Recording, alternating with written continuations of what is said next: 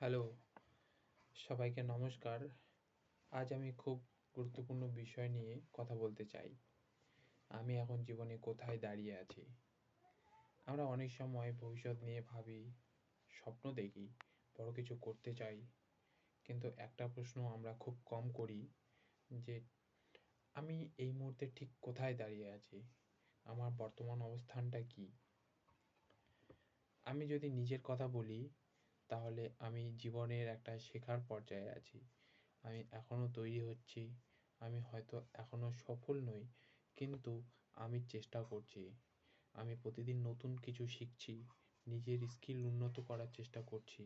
আগে আমি হয়তো অনেক সময় নষ্ট করতাম, লক্ষ্য পরিষ্কার ছিল না। কিন্তু এখন আমি অন্তত বুঝতে পেরেছি যে সময় খুব মূল্যবান। এই মুহূর্তে আমার সবচেয়ে বড় শক্তি হলো আমি শিখতে চাই।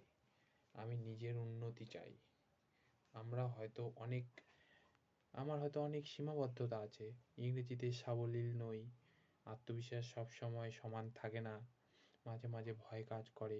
কিন্তু আমি একটা জিনিস বুঝেছি যে নিজের দুর্বলতা স্বীকার করাই উন্নতির ১ম ধাপ। আমি একটা জায়গায় দাঁড়িয়ে আছি যেখানে আমাকে সিদ্ধান্ত নিতে হবে।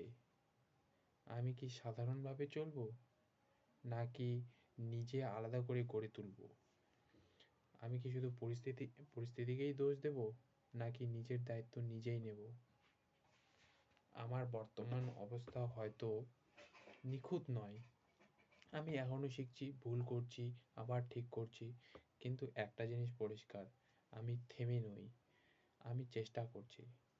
আর আমি বিশ্বাস করি যে মানুষ চেষ্টা করে, সে ধীরে হলেও এগোয়। আজ আমি নিজের কাছে একটা প্রশ্ন করছি।